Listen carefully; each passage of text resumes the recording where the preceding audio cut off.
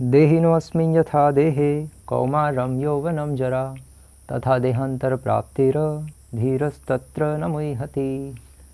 तो आज इस श्लोक पे दोबारा कंटिन्यू करेंगे हम 13वें श्लोक पे।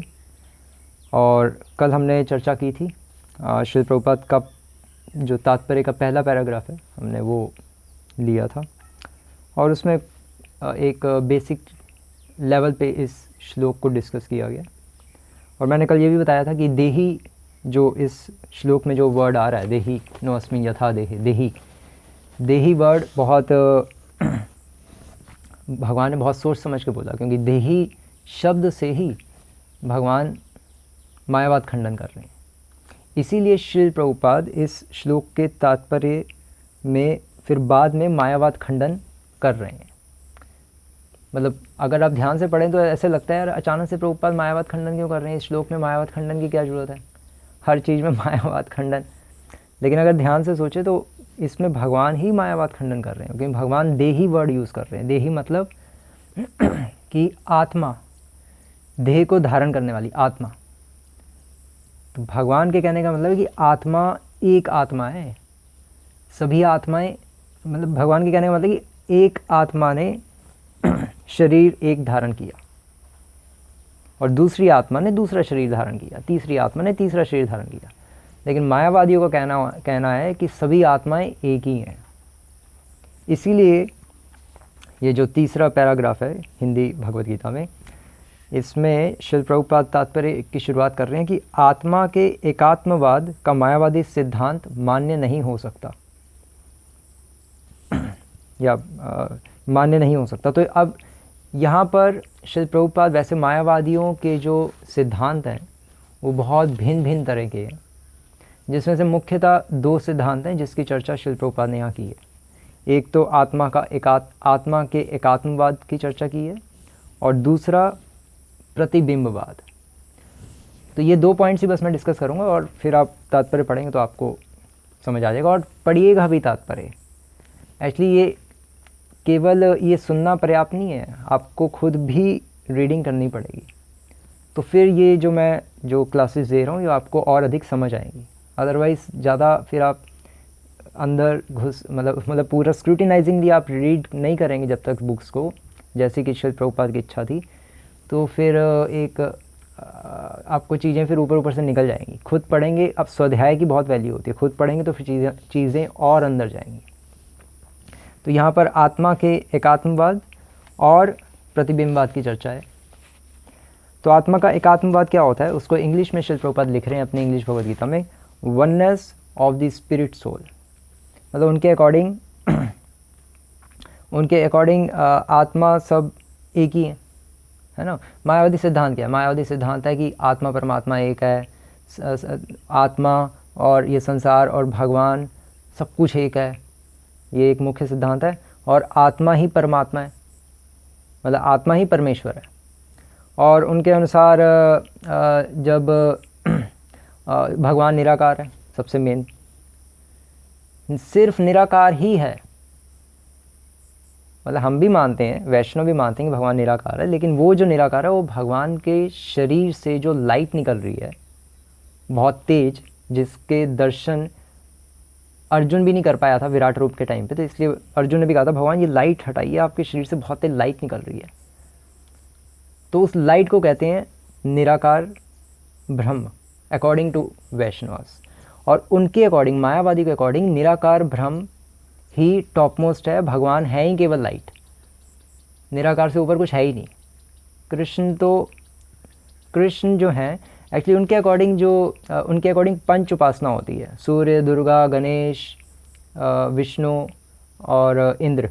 इन पांचों में से किसी एक की पूजा करो अपने मन को एकाग्र करने के लिए, पंचोपासना कहते हैं। और जब मन कंट्रोल में आ जाए, जब मन एकाग्र हो जाए, जब मन खाली हो जाए, तो फिर ये पंच उपासना भी हटा दो, क्योंकि फिर आप ही हो कृष्ण, आप ही हो शिव, आप ही हो दुर्गा, आप ही तो हो भगवान, दूसरों में क्या झांक के देखना। इसलिए शंकराचार्य ने जब अपना भाष्य लिखा वेदांत सूत्र पे, तो उन्होंने सबसे पहले अपने आप को ही प्रणाम किया। क्यों? क्योंकि उन्होंने कहा कि किसको प्रणाम करूं, मैं ही तो भगवान हूँ।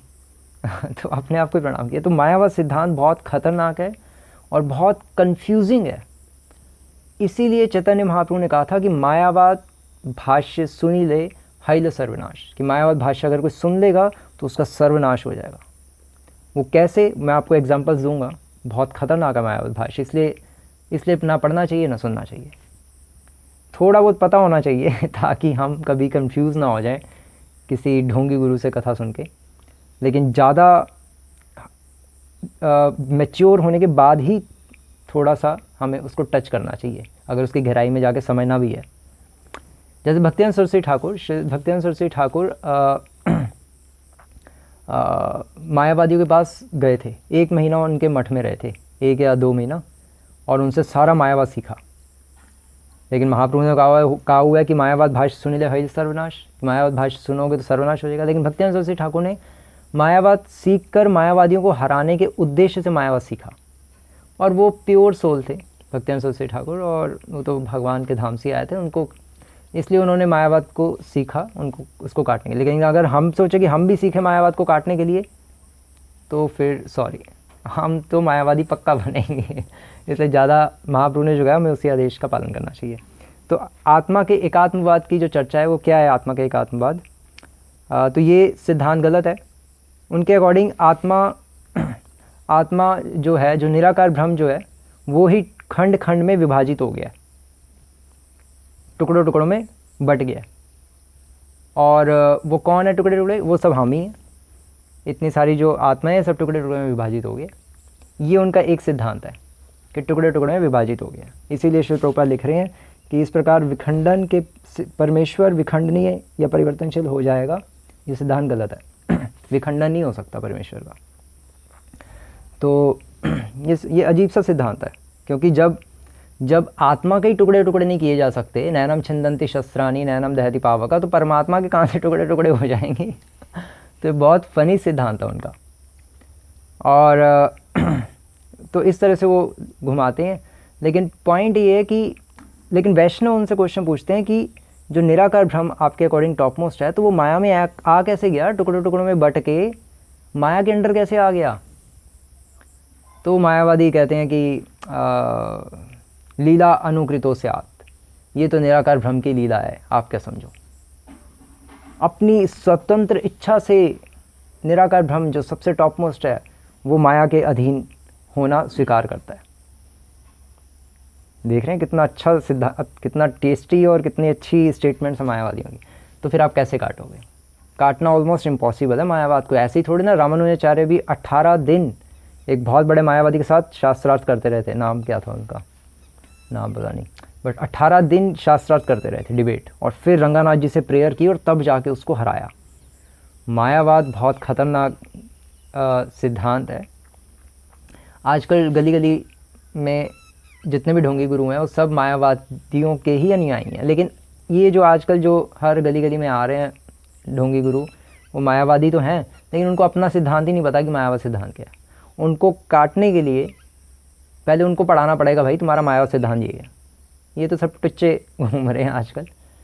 लेकिन शंकराचार्य, आदि जगतगुरु शंकराचार्य, या अब भी जो शंकराचार्य जो हैं, जो गद्दी पे हैं, जो वो सब मायावाद के प्रखंड विद्वान हैं, उनको है नॉलेज। लेकिन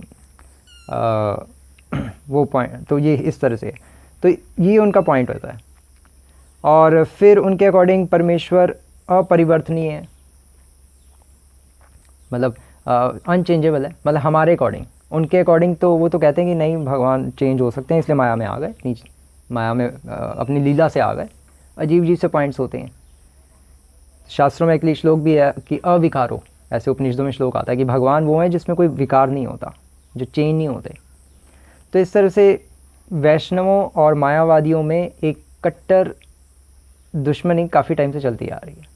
जब शंकराचार्य चले गए तो उसके बाद रामानुजाचार्य आए, मध्वाचार्य आए, उन्होंने मायावाद को खूब काटा। और फिर उसके बाद फिर मधुसूदन सरस्वती आ गए 15वीं शताब्दी में।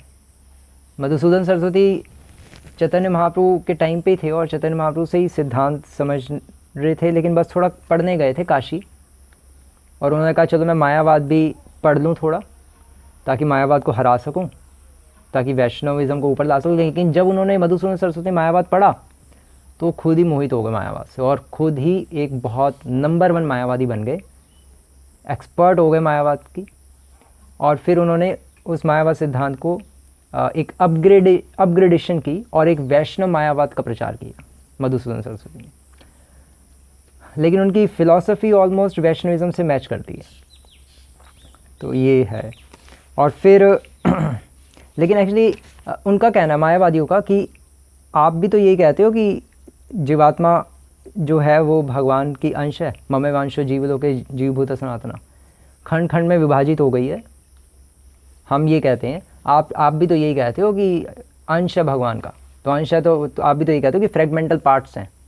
श्रील प्रभुपाद लिख रहे हैं ना इंग्लिश में, मतलब कि भिन्न अंश हैं। तो अब आप भी तो कहते हो कि भगवान के अंश हैं, तो इसका मतलब भगवान के टुकड़े टुकड़े तो हो गए।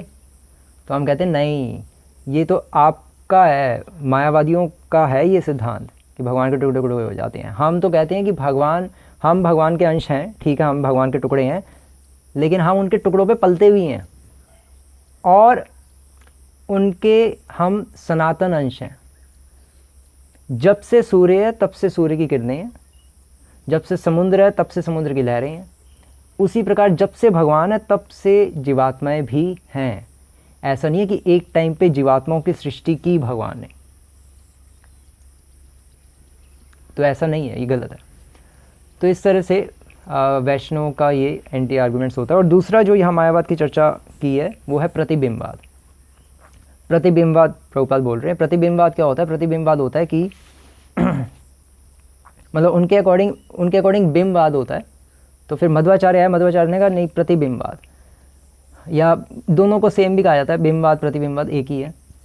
तो उनके अकॉर्डिंग कि भगवान जो है, भगवान खंड खंड में विभाजित नहीं हुए।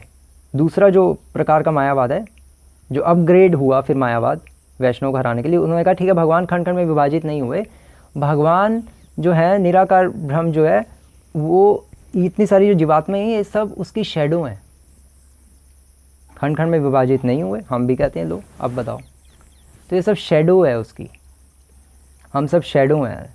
लेकिन फिर वैष्णवों का आर्गुमेंट होता है उनसे कि ये शैडो पड़ेगी कहाँ पे, ये पड़ी कहाँ शैडो? तो कहते हैं कि संसार में पड़ी या शरीरों में पड़ी। तो भैया आपके अकॉर्डिंग तो शरीर भी तो भगवान है, शरीर भी तो निराकार ब्रह्मी है, वो भी तो भगवान ही है। तो जब सब एक ही है तो शैडो कहाँ पड़ेगी? शैडो तो दूसरी जगह पड़नी चाहिए ना। तो इसमें भी उनके पास कोई आंसर नहीं होता है, इसलिए वो बहुत इसलिए अपग्रेड होता रहता है। फिर इसलिए मधुसूदन सरस्वती आए, उन्होंने फिर वैष्णव मायावाद का प्रचार किया और अपग्रेड कर दिया। तो इस तरह से इनका बहुत ख़तरनाक सिद्धांत है। इसलिए चैतन्य महाप्रभु ने कहा कि मायावाद भाष्य सुनिले हरि सर्वनाश। तो बस ये इस श्लोक का जो श्रील प्रभुपाद ने तात्पर्य लिखा है, ये इसका एक मतलब है। अब आप पढ़ेंगे तो चीज़ें आपको स्पष्ट होंगी। हरे कृष्णा। श्रील प्रभुपाद की